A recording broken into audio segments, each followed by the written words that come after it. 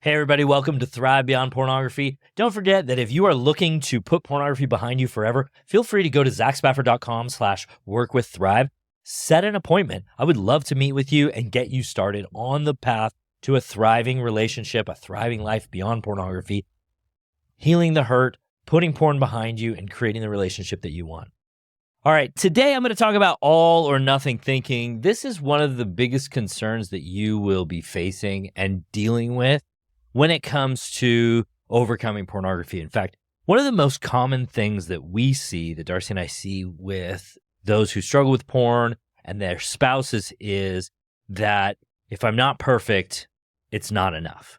And this is a really difficult place to live your life, partly because at the end of the day, nobody's perfect. I don't know anybody who's perfect. If you know that person that's totally perfect in everything all the time, or even in just one thing all the time, then I'd love to meet them. The truth is, there's not anybody out there who's totally perfect all the time. And this actually becomes problematic over time because especially for me, when I struggled with porn, when I had a problem, when I was struggling with porn, even though I might have had 6, 8, 10 weeks of not choosing porn, and then my brain's like, oh, hey, let's just scroll through this thing, and I see like a bikini picture or something that is not in line with my values or what I'm trying to do, then it would be this, oh, have I gone too far? Have I already lost? So I might as well keep going, that sort of thing. Am I already down the path? And then since I'm already down the path, I might as well keep going. I might as well just do whatever. I remember a couple of times I was in a pizza place in Milwaukee, and it was Topper's Pizza on Rawson Avenue. So if you've ever been there, shoot me an email. I'd love to hear your story. But there was a pornographic magazine on a shelf there in the pizza place. And I was like, oh my gosh. And my brain was like, oh, have I already, because I saw this on accident, have I gone too far? Am I already out of the groove? Have I destroyed my streak? This is problematic. So I want to talk about the way that we can deal with this in simple, basic terms. So the first thing you want to do is you want to do your best to avoid thinking in extremes.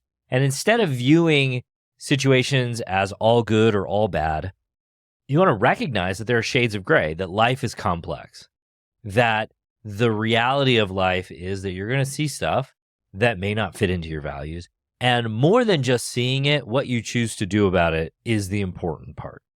So acknowledging this complexity really helps to reduce the harshness in your brain around pornography. So I want to give you 2 tips to help avoid thinking in extremes and recognize the shades of gray in context of overcoming unwanted pornography. So the very first thing I want you to do is I want you to practice balanced self-reflection. When reflecting on your experiences and your behaviors, consciously recognize when your brain is framing them in all or nothing terms. Instead of saying something like, I always fail, or I never succeed, or you always, consider the specific nuances of that situation. Reflect on the factors that contribute to both successes and setbacks and discuss those in your brain. So, and you can do this out loud too if that's helpful. But one of the things that I often see with my clients and with people in these conversations that Darcy and I have is, you always do this, or I always do that, or I never get this, or I always, right? All of those absolutist terms, they're not very valuable. And when we step away from those absolutist terms, we get a couple of things. One is that we have to think about what's actually happening. We have to be much more real and much more clear about the facts of the moment, more than we would have to be if we stay in that always or never framing. So that's number one. You think about the thing more clearly. You think about it more directly. This is one of those problems that I often see with people, is that we like to label things. Like, for instance, porn, we like to label as an addiction. Well, in labeling something, we make it easier for our brain because then we don't have to think about a complex issue. And instead of thinking about the complex issue, we actually just bring up a bunch of emotions that aren't actually helping us resolve the concerns. Whereas when we step away from that all or nothing, that I always, I never kind of language, then we begin to be really clear about what's happening. We have to say, this is what I chose. This is why I chose it. This is how it came to be that this choice was presented to me. And we start to go through a more significant pattern of addressing the issue directly. The other thing that happens there is that when we are more clear and more direct and less all-encompassing about the way that we're thinking about the issue, we reduce the emotion around.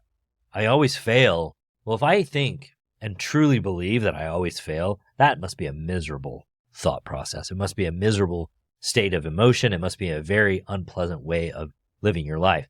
As you think about that, what you may notice then is that as we reduce the emotion, we bring in curiosity and we're able to address underlying factors more directly and more clearly. There's a lot more meaningful change that's available to us when we know details, when we're not afraid of the conversation. And when I think I always fail around something, then I don't want to participate in that conversation. It's not fear per se, but it's just this general dislike of actually addressing the issue or engaging the problem on its merits versus just labeling it, creating all this emotion, and being down in the dumps over it. The more you can create a balanced self-reflection, the less likely it is that you'll feel bad, the more likely it is that you will address the issue and start succeeding around pornography. The second tip I want to give you around this issue is challenge dichotomous thinking. Either or. Either or thinking is problematic because it gives you like no solutions. And if there's only two solutions in your toolbox, then you might want to expand your toolbox. If I only had a screwdriver and a hammer in my toolbox, I would want to expand my toolbox. Actively challenging thoughts that categorize situations as entirely positive or entirely negative. That's one way that we do this.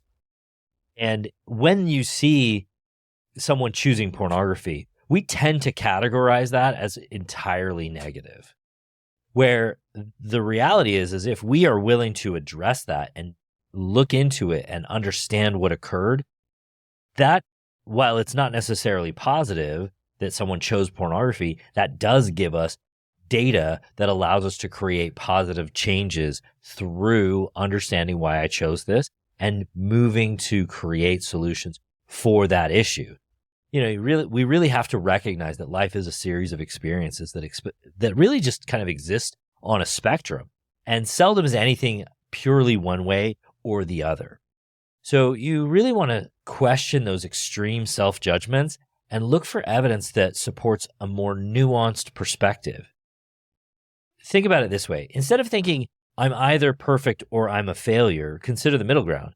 I may not be perfect, but I'm also not a complete failure. I've had successes, faced challenges, and I'm continuously working on improving myself. By incorporating these tips into, by the way, on that note, that's a much more stage 3 way of thinking. So if you remember the way that we talk about the 3 stages of cognitive agency, stage 1 is fear and punishment. Stage 2 is roles and rules. Stage 3 is integrity. And part of being integrated is that I recognize the parts of myself that aren't entirely the way that I would like them to be, but I don't hold that against me. And that's really what we're looking for when we think about dichotomous thinking and trying to step out of that either or framework is I can see more nuance. I can see more capacity for growth. I can see more understanding of why I'm choosing rather than I stink, I'm a terrible person, or I'm succeeding and I'm the person that I should be. By incorporating these tips into your thought process, what I hope you're doing is you're cultivating a more balanced and nuanced perspective. And this approach encourages you to acknowledge the complexity of your journey, reducing the likelihood of harsh self-judgment and fostering a mindset that embraces the shades of gray inherent in personal growth and change. I hope this has been helpful. I hope you can utilize this and start to view yourself more clearly around these things. Just be as observant as possible. And as you do that, work to step back from those old ways of acting and engage a new, more valuable process.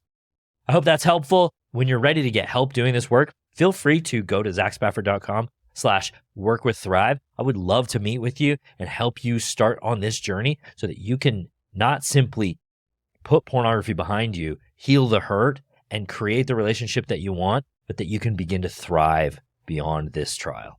All right, my friends, I will talk to you next week.